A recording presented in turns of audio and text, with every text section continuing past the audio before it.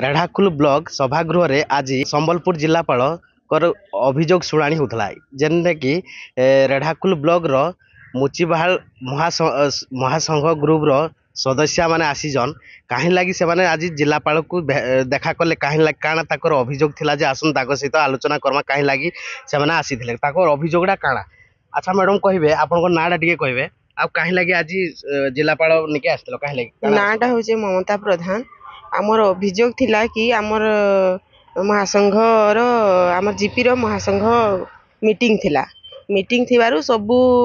जे जेते बेले ताको टाइम रे आमे ठीक 10टा रे आमे मेसेज करिथिलु 10टा रे ना पहुंची कि 10:30 सेंती समस्त आसले जे से जगह रे सत्यानंद पाली रो सीआरपी आसले जे आमे एमबीके के भी प्रश्न करलु जे मैडम लेट रे काहे लगे आसले बोली से कहले हमर भूल गेला म लेट रे टिका पले आसली बोली कि कहले से जगह रे सत्यानंद पाली सीआरपी के पचरा गला जे मैडम काहे लगी आज लेट कले और लेट रे काहे थिले के आसले बोली जे सेनु गाली गलोच हैला तार परे पार्टी दुंड टिके हैला तार परे सेनु एसएजी खाता आमे ऑडिट करबा लगी मागी थिनु से एसएजी खाता जते बेले ऑडिट करबा लगी मागी थिनु से नाइ आनी बोले आमे समस्त को कहिथिनु जे आनबार लगी आपन काहे लगी नाइ आनी बोली कहिचो सेथिर भितरे एतकी झमला है कि से डायरेक्ट पूरा थाना के पले गले और आम ना रे केस कले सेटा सेथिर लगी बोली कि कलेक्टर सामने के हमें आसीथिनु आज काहे लागी से जेन कहलेबा परे आपन माने आसले इडी काना कहले इडे जेन दायपत्र ओडा देलो काना देलो लेखिना काना दिया है जीडा आपन माने काना देलो आमे कलेक्टर साहब को लेखिकी दे जे लिखित भाव रे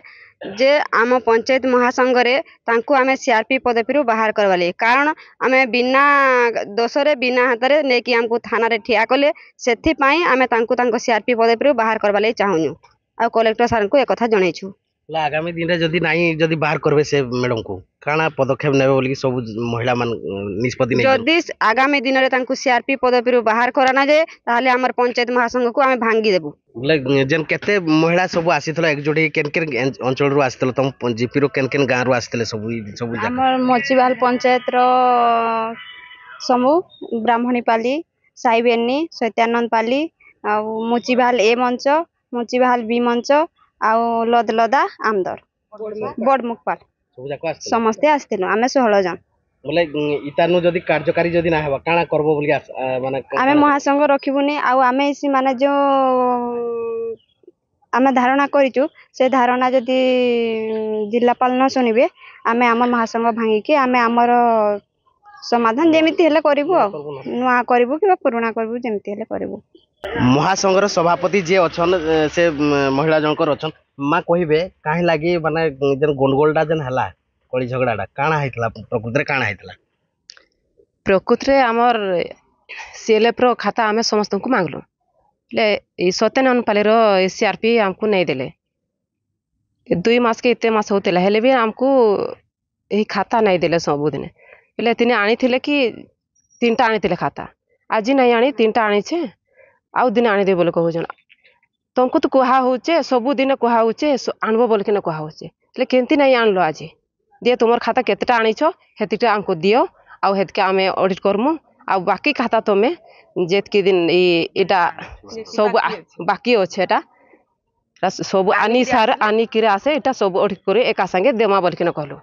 बोले हे माने हेटा नाइ करिकना खाता के उठै किना गाली जोगड़ा किना उठै किना पोलवाले हां घिची आनले ले मुई घिची आली खाता को तुमे नाइ नियो से सब खाता आनी सारला परे आमे देखि सारले सब नेबो बोले से हेतकी रे एतकी धुर के जाइछन केस पतर हेतकी रे केस पतर जाइछन थाना के रे समस्त थिलु नाइ हमर जीपी ना रे केस करबा कथा कि हम 3टा मा न थिलु हने जीपी ना रे करबा कथा ना जीपी ना रे एक्शन नेबार कथा से हमर तीन लुकर ना खाली दिया है जे 4 जन कर एमबीके ना भी दिया है जे ले हम तो समस्त थिलु समस्त को ना देबार कथा ना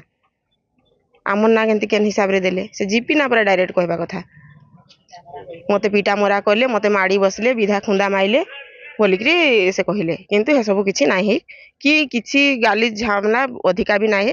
खाली कोहा बुलारे बसीचु से जेहेतु प्रेसिडेंट अछन तांकर कर्तव्य से कहले बोले खाताटा नाइने सब आनी सारले हम ऑडिट करि सारले तुम नेबो बोलिकरी खाली कहिछन खाताटा तांकनु घिची आनिछन हेतकी जस्ट नाले झामला झांटी किछि नै अधिका भी किछि कथा कहा नाही जाई से हेतकी रे हेतकी धुर तार परे समाने भी कहले बोले कि तुमे इसी मेंबर कहि किए ପ୍ରେସିଡେଣ୍ଟ ଗୋଟେ କିଏ ତୁମେ କହିବା ଲାଗି କିଏ ବୋଲିକିରି ସେମାନେ କହିଲେ। ମୁଚିବାହାଲ ପଞ୍ଚାୟତ ନୁ ଯେନ୍ ଆସିଥିଲେ ଏଇ ମହାସଂଘର ସଦସ୍ୟ ମାନେ ଆଗାମୀ ଦିନରେ କାଣା ପଦକ୍ଷେପ ନଉଛନ୍ ଏଇ କଲେକ୍ଟର ପାଖକୁ ଯେନ୍ ଆସିଥିଲେ କାଣା ସମସ୍ୟାର ସମାଧାନ ହଉଛେ ଆଗାମୀ ଦିନରେ ଦେଖବାକେ ରହିଲା ବାକି। ରେଢ଼ାକୁଲରୁ ଯଶବନ୍ତ ନାରାୟଣ ସାହୁ, କଳିଙ୍ଗ ତିହାର।